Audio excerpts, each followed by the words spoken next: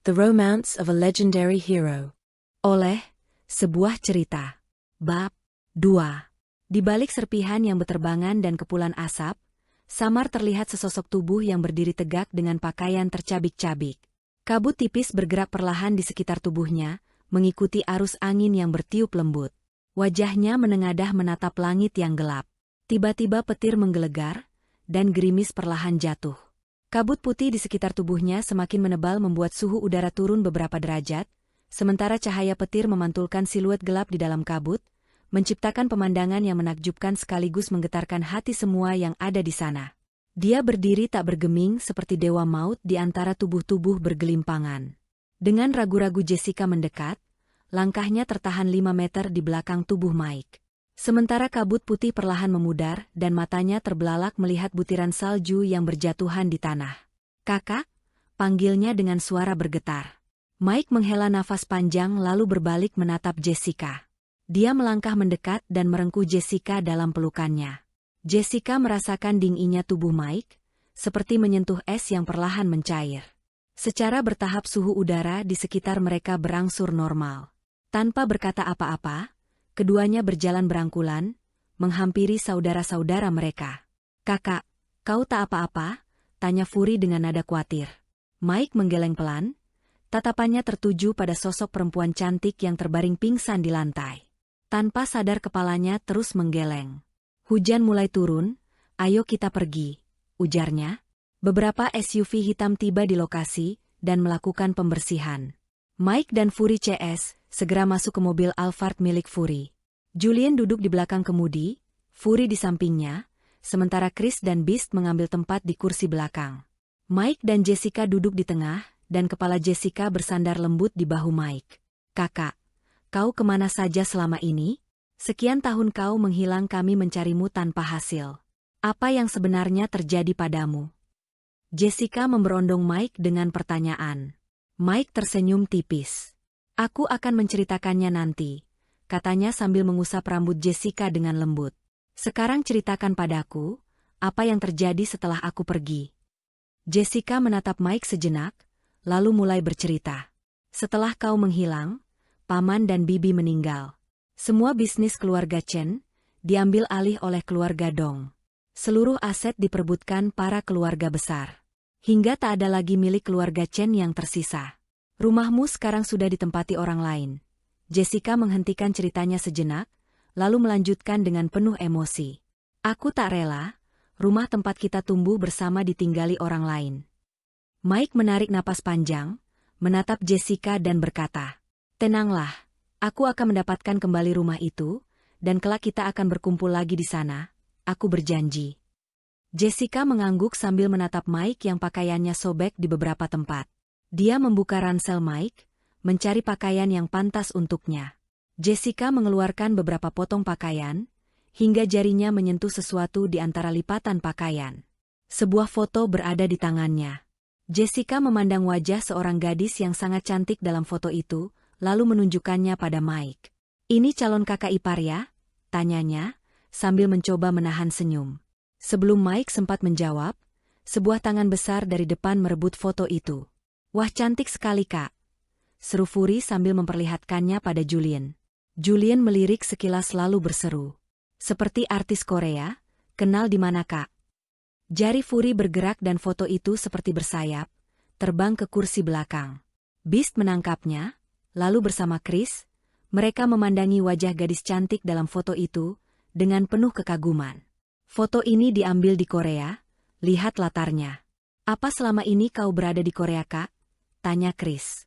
Mike tersenyum dan menjawab, "Namanya Karina Angel. Ya, aku mengenalnya di Korea, saat aku berada di sana." Mike mengambil foto itu dari tangan Beast, dan menatap wajah cantik dalam foto itu. Jessica melihat sinar kerinduan di mata Mike. Dia mengulurkan tangan dan membelai wajah Mike dengan lembut. "Ajak aku kalau kau mau menemuinya ya," katanya manja dengan senyum menggoda. Mike tersenyum samar dan mengangguk pelan sebagai jawaban. "Fury, kapan kau akan ke Jakarta?" Mike bertanya pada Fury, mengalihkan pembicaraan. "Ayah dan ibu akan pulang beberapa hari ke depan. Kita bisa ke Jakarta dalam seminggu, apakah kita akan ke sana?" Mike mengangguk. Jika semua urusanku selesai dalam seminggu, kita bisa liburan ke Bali dan Manado. Aku dengar banyak destinasi wisata yang indah di sana. Jessica langsung bersorak kecil, memeluk lengan Mike dengan penuh semangat. Aku ikut ya kak. Mike tertawa kecil, membalas pelukan adik perempuannya dengan senyuman hangat. Hari masih sore dan hujan telah mereda saat sebuah mobil berhenti di depan villa megah di daerah pegunungan sebelah barat kota. Villa milik keluarga Long. Beberapa pelayan keluar menyambut mereka dengan sopan. Seorang lelaki tua mendekat dengan langkah ragu, matanya berkaca-kaca. Tuan muda Chen, suaranya bergetar penuh emosi. Paman Luo, bagaimana paman bisa berada di sini? Paman baik-baik saja. Mike menatap Paman Luo, lalu maju memeluknya penuh rasa haru. Lelaki tua ini Luo Chen, kepala rumah tangga keluarga Chen yang setia. Dialah orang yang merawat Mike sejak kecil, seperti ayah kedua bagi Mike. Apa yang terjadi di keluarga Chen? Meski tak seluruhnya, Paman Luo pasti mengetahuinya. Kak Mike, setelah Paman Bruce dan Bibi Bella meninggal, Paman Luo membawa beberapa barang dan dokumen ke sini. Dan kami meminta Paman Luo tinggal di sini sambil menunggumu kembali. Jelas Fury pada Mike. Mike menatap pria tua itu, penuh kasih dan rasa syukur. Lalu berkata, Paman, ketika aku kecil Paman selalu menjagaku. Sekarang giliranku untuk merawat dan menjagamu. Ada rasa sayang yang besar di hatinya terhadap orang tua ini. Kehangatan dan perhatian Paman Luo pada Mike melebihi yang dia dapatkan dari orang tuanya. Kini, dari keluarga Chen, hanya Paman Luo yang tersisa selain dirinya. Mike sangat bersyukur masih bisa melihat pria tua ini. Siapkan kamar utama untuk Kak Mike. Perintah Fury kepada pelayan yang berdiri di dekatnya. Biarkan saya mengurusnya tuan muda, kata Paman Luo sambil melepaskan pelukan Mike. Fury menatap Mike yang membalas dengan anggukan pelan. Mike mengikuti Paman Luo menaiki tangga menuju kamar utama di lantai 2. Di dalam kamar, Paman Luo berkata, Tuan, sebelum Tuan Besar meninggal, beliau memberikan sesuatu pada saya, untuk disampaikan kepada Tuan. Tuan tunggu sebentar. Paman Luo pergi dan tak lama kemudian kembali dengan sebuah kotak kecil.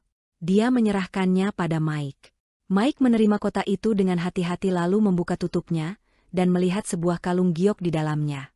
Mike mengambil kalung itu lalu memperhatikan corak pada batu giok itu. Ada beberapa pola yang terlihat di batu itu. Pola yang aneh, seperti kode tersembunyi. Ada sesuatu di dalam ingatannya yang merasa akrab dengan batu itu, tapi dia tak tahu dari mana ingatan-ingatan itu berasal. Tuan Besar berkata, suatu hari saat waktunya tiba, Tuan akan tahu apa yang harus dilakukan. Simpanlah ini dengan baik, kata Paman Luo. Terima kasih Paman, katanya sambil mengenakan kalung itu. Saat giok itu menyentuh kulit dadanya, Mike terkejut. Kehangatan perlahan menjalar dari dada ke seluruh tubuhnya, membuatnya merasa sangat nyaman yang sulit dijelaskan. Kalung itu bukan sekedar perhiasan, ada rahasia besar yang tersembunyi di dalamnya. Mike mengerti pesan ayahnya, suatu hari dia akan menemukan jawabannya. Setelah saya selesai mandi dan Paman selesai membereskan kamar ini, tolong temani saya pergi ke makam ayah dan ibu. Paman tahu di mana lokasinya kan? Paman Luo mengangguk dengan mata memerah. 30 menit kemudian, Mike turun dari lantai atas. Jessica yang menunggu di ruang tamu, langsung berlari menghampiri dan memeluk tangannya. Kak Mike, ayo kita pergi berbelanja. Pakaianmu terlalu sedikit dan kau tak punya setelan, aku akan membelikannya untukmu, katanya dengan manja. Mike tersenyum dan mengangguk. Entah kenapa sejak dulu dia tak dapat menolak permintaan Jessica. Gadis ini terlalu menyenangkan dan Mike tak ingin mengecewakannya.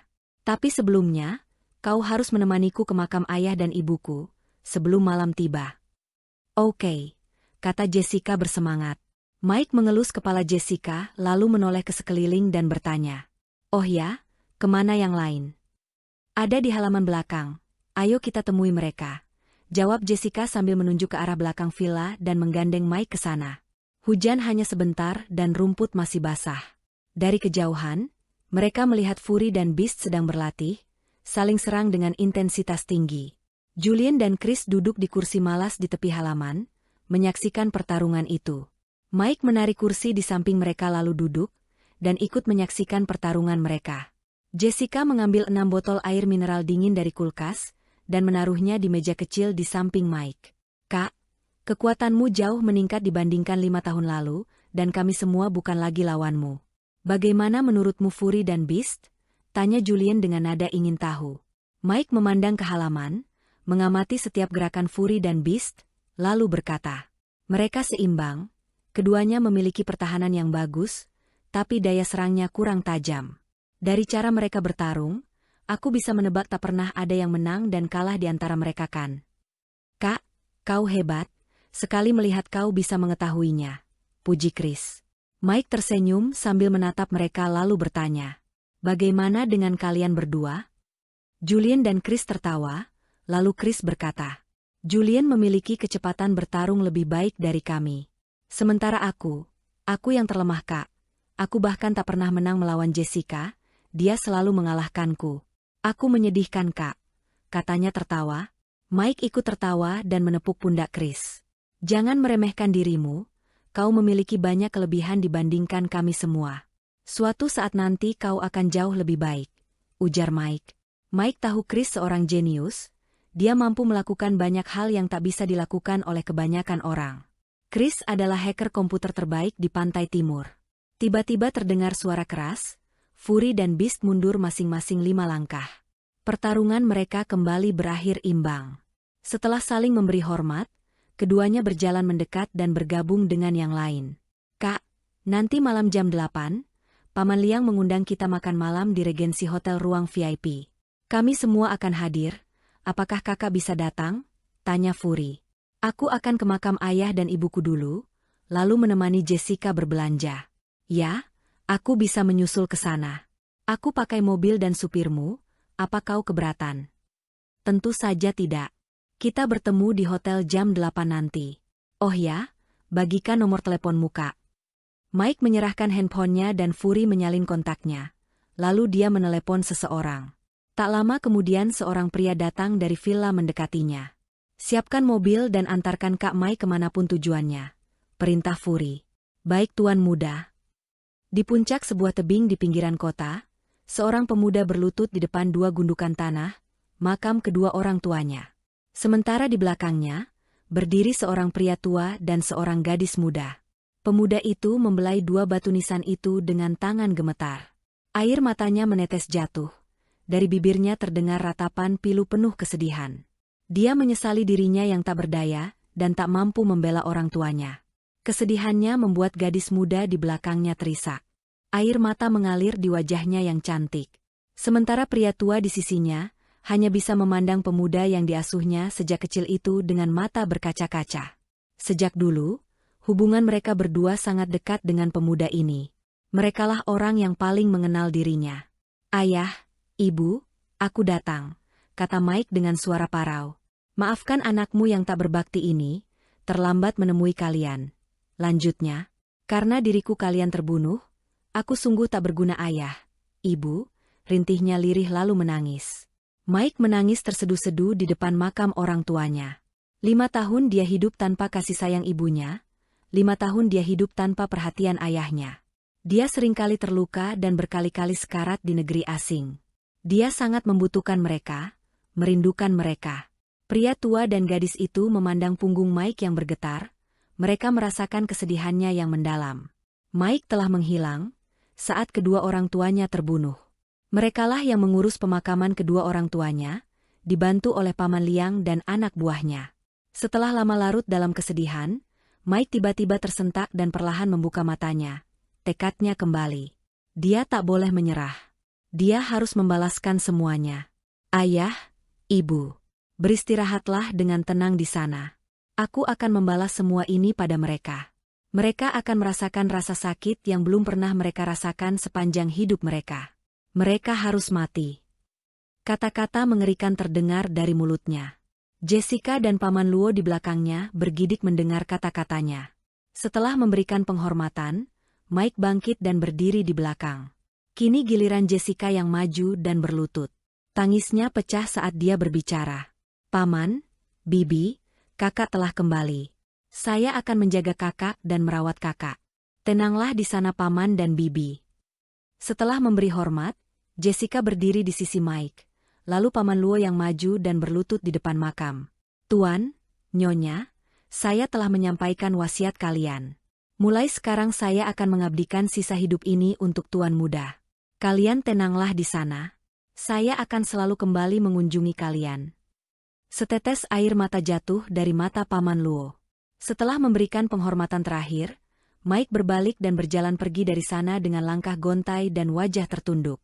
Jessica menyusulnya. Dia menggenggam jari tangannya dan menyandarkan kepalanya di bahu Mike. Sejak Mike mengucapkan janjinya di makam tadi, ada kesedihan dan rasa takut di hatinya. Semua tak akan sama lagi seperti dulu.